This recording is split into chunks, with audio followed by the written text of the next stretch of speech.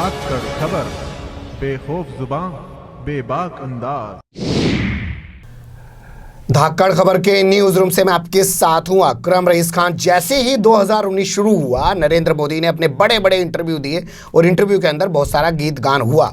उसके बाद शुरुआत की कि मैं 20 राज्यों में 100 रैलियां करूंगा, धूं धां रैलियां की। पुलवामा हमला हो गया, बालाकोट आ गया, लेकिन वो लोग अपनी रैलियों में लगे रहे।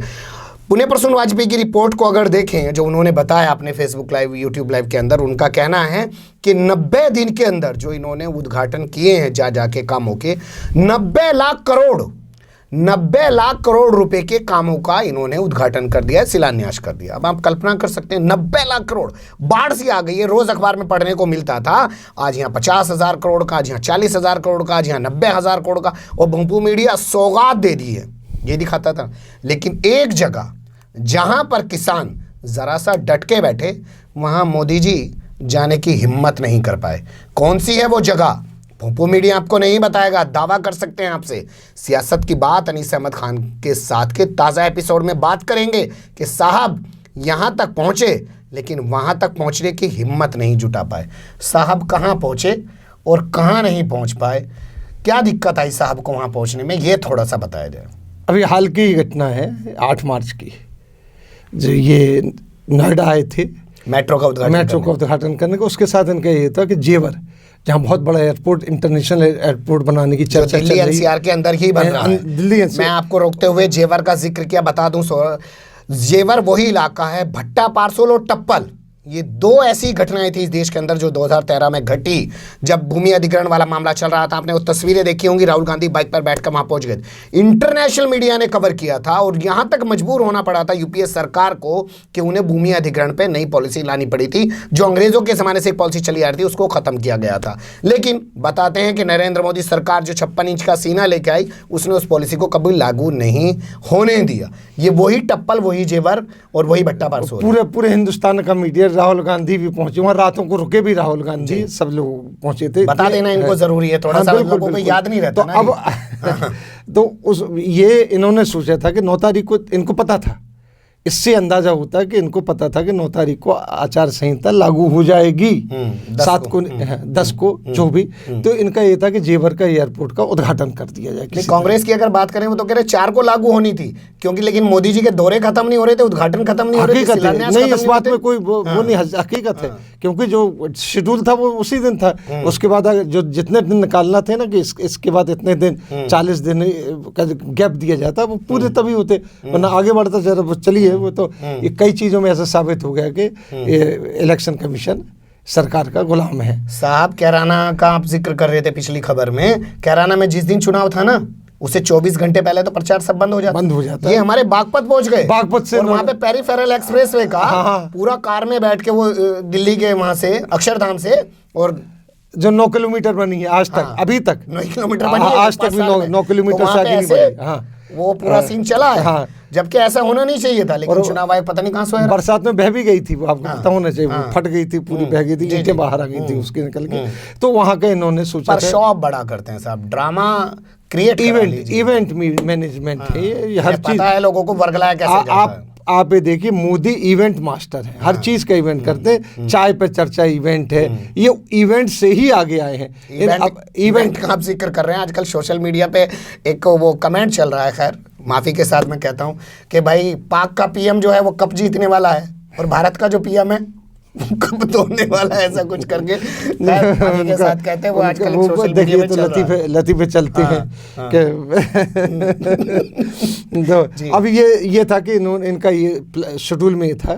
अच्छा, ये वहां जाके उद्घाटन नहीं करते हैं, अब तो इलेक्ट्रॉनिक उद्घाटन होने लगे, एक जगह स्विच ऑन कर देते हैं। लेकिन जेवर का भी होना था, जिसके लिए जो मंत्री हैं महेश शर्मा जी, जो बहुत बड़े पर्यटन मंत्री, डॉक्टर भी हैं, के हत्यारों को तिरंगा में लपेटा था उन्होंने कहा था कि 2019 का चुनाव इस इलाके में जेवर एयरपोर्ट की महिमा से ही लड़ा जाएगा। ये उनका बयान था, बहुत पहले से देते रहे थे कि जेवर एयरपोर्ट, वो वाकई बनता तो बहुत बड़ा एयरपोर्ट बनता वो, लेकिन वहाँ पे जो हमारे गाजियाबाद में एक हिंडन एयरपोर्ट है, वो तो फौजी आर्मी ठीक का है। है। तो वहां पे से इन्होंने घरेलू उड़ानों का सिस्टम शुरू किया है, उद्घाटन तो कर दिया है, अभी तक कोई उड़ान उड़ी नहीं है वहाँ से। गंगा का मैं देख लीजिए, गंगा पे इन्होंने फेरी चलाना शुरू किया था। एक फेरी चली जिस पे ये बैठ के आए थे, दोबारा चली, इनके दलदल हो गया। ये क्या करते हैं कि इनका के पानी छुड़वा देते हैं कहीं से उतनी जगह में। जैसे इन्होंने जब स्नान किए थे कुंभ के दौरान भी, ये वो कई नदियों का पानी गंगा के अंदर छुड़वा के रुकवा दिया गया। गंगा भरी हुई लगी, लोगों ने स्नान किया। मोदी ने तो वैसे मिनरल वाटर से ही स्नान किया था, जैसी खबरें आ रही हैं कि जो उनको हौज सा बनाया गया था उसमें मिनरल वाटर थे। उनके जो कपड़े थे वो भी सिंथेटिक थे, सिंथेसाइज करके बड़े मेडिकेटेड करके वो काले कपड़े जो जिसका आपने जिक्र किया कि वो उन्होंने किसी तंत्र मंत्र वाले तो ये चीजें थी। तो साहब इनको वहां जाना था। वो मैंने इसलिए किया क्योंकि अमित शाह नया ऑफिस छोड़ के पुराने में जा चुके हैं वापस। कह रहे हैं जब से नए ऑफिस में आए हैं भाई सरकार बहुत जगह चली गई ये है। तो अगर पेन भी उठाएंगे तो ज्योतिषी से पूछ के उठाएंगे, दाहिने हाथ से उठाऊं कि बाएं हाथ से उठाऊं। ये लोग इतने ज्योतिष से वो हैं, मैंने खुद देखा है कि महीनों तो अपने ऑफिस में नहीं घुसते हैं। ज्योतिष जब कह दे तक नहीं, आपकी कुर्सी दाहिने नहीं लगी है, बाएं लगी है, आप ही मुंह करके बात कीजिएगा। और पैर अंदर पहले दाएं रखिए कि बाएं रखे हैं, तो होता है। तो चुनाव ये 8 तारीख को वहाँ पहुँचे तो वहाँ पे जेवर में किसानों का जमावड़ा था। उनको बड़ी कोशिश की गई कि हटाया जाए यहाँ से, मोदी जी उद्घाटन कर दें, क्योंकि नहीं वो लोग नहीं हटे। तो लिहाजा ये इतना बड़ा उसका उद्घाटन टल गया। इसके बावजूद भी आप देखिए बेशर्मी की बात कि जहाँ ये नोएडा में उद्घाटन कर रहे थे वहाँ इसका तो उद्घाटन नहीं हुआ, लेकिन इन्होंने अपनी स्पीच में जेवर एयरपोर्ट का बहुत गुणगान किया कि ऐसा होगा, ऐसा बना रहे हैं, जबकि उसका उद्घाटन ही नहीं हुआ। क्योंकि इसका केस 200 तो वहाँ बैठे हुए हैं किसान, 200 किसान बहुत होता है। और कुछ किसान, और ये पश्चिम का किसान है साहब, ये कोई मध्य प्रदेश का भाई किसान उसने भगा दोगे। यूपी सरकार हिला दी थी। दूसरी उन्होंने 150 किसानों के साथ इलाहाबाद हाई कोर्ट में रिट भी डाल रखी है। सबसे बड़ी घटना ये है कि उन्होंने रिट भी डाल रखी है। और मोदी उससे कितने किलोमीटर दूर होगा बताइए। मिला के आप ये कह रहे हैं कि मामला जो है बहुत सारी चीजों में उलझा हुआ है, लेकिन फिर भी क्रेडिट लेने में कोई कमी नहीं की जा रही कि हम यहाँ एयरपोर्ट बना। अब वो तो गनीमत ये थी कि दिल्ली के बहुत करीब था, वरना दूर होता कहते हमने बना दिया, उद्घाटन बना दिया। हाँ, और मीडिया कहता हाँ बन गया। हाँ, आप बताइए कितनी दूर होगा आप इस इलाके के हैं? मेरे यहाँ से होगा करीब 100 किलोमीटर के आसपास। नहीं, वो जेवर से जहाँ से वो कर रहे थे, वो अच्छा जहाँ से कर रहे थे वहां से तो जेवर सारा ही 30 किलोमीटर बचा था। 30 किलोमीटर बचा है, 30 किलोमीटर जा नहीं पाए वो। इनका ये इतना विरोध बड़ा हुआ इनका। साहब ये पश्चिम का किसान है, मैं आपको बता रहा हूँ, ये मेरठ की भूमि है। 1857 की क्रांति यहीं से शुरू हुई थी भाई। इस किसान का, इस जमीन के आदमी का कहाँ मुकाबला कर पाएंगे? अच्छा, उसके बाद आचार संहिता लागू हुई, अब वो कर नहीं सकते, अब कर नहीं सकते। तो इसका देखा जाए, हो सकता है कि इस बार मैनिफेस्टो लाएं तो उसमें हो।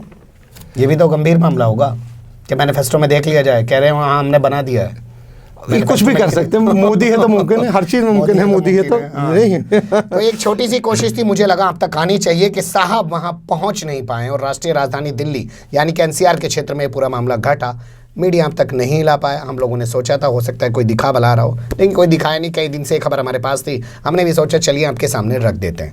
कैसी लगी कमेंट्स के रूप में आप लोग अपनी राय दे सकते हैं, खबर को लाइक कर सकते हैं, चैनल को सब्सक्राइब कर सकते हैं और ज़्यादा से ज़्यादा हमारी खबरों को शेयर कर सकते हैं। फिर ऐसे ही किसी सुलगते हुए उलझते मुद्दे लेकर हम आपके सामने होंगे हाजिर। फिलहाल अभी हमें दें इजाज़त।